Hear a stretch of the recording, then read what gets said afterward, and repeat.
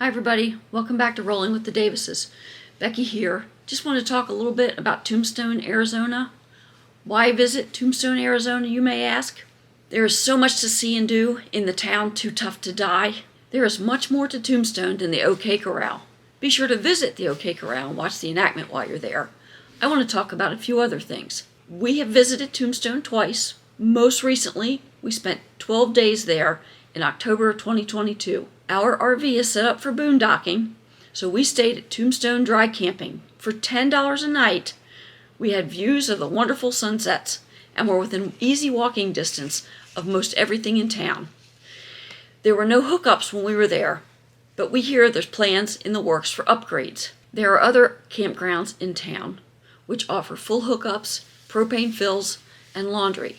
We actually took advantage of a dump station, laundry, water fill, and propane at a campground in town halfway through our stay, and again as we left town. Tombstone Dry Camping is adjacent to Shootout Arena, which offers bull riding one Saturday every month and twice in October during Eldorado Days. Check out their Facebook page for this year's schedule. Speaking of Eldorado Days, this is an annual celebration of the town's founding. Tombstone vigilantes stage skits in the street, such as a shotgun wedding and gunfights, throughout the weekend, and there is a parade in town on Sunday. You will see many residents and visitors dressed in period attire all weekend long. There is also an antique tractor show in town. Be sure to check out Big Nose Kate's, the Longhorn Restaurant, Johnny Ringo's, Tombstone Brewing Company, the Crystal Palace, and many other bars and restaurants in town. Gotta say our favorite is Big Nose Kate's with their big-ass beer and great menu. We loved their pizza, and the service was fantastic. The Birdcage Theater is a can't-miss attraction in town. This is the only original building still standing after Tombstone's two devastating fires over the years. The Birdcage Theater was not only a theater, but a saloon and a brothel. The basement was the site of an ongoing poker game that lasted 8 years, 5 months, and 3 days. The theater closed in 1892 and sat unopened until 1934. The new owners found the building pretty much untouched and opened it to the public for tours.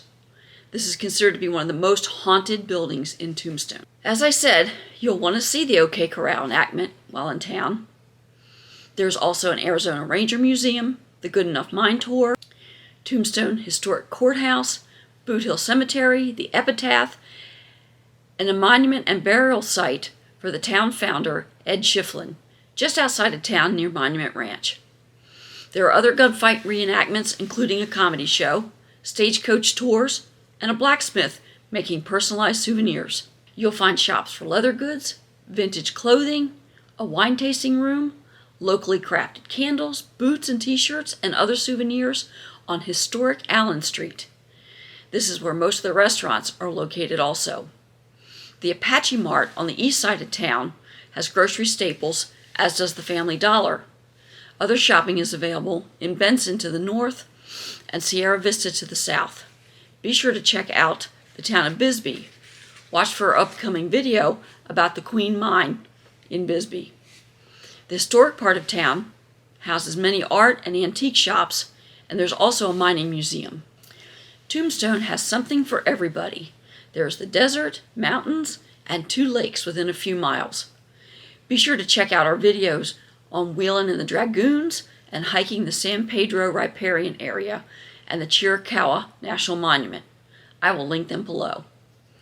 Then there is the museums, the entertainment, and the food. All of this combined makes Tombstone a bucket list destination. If you get a chance, spend some time exploring there, and as always, let's keep rolling.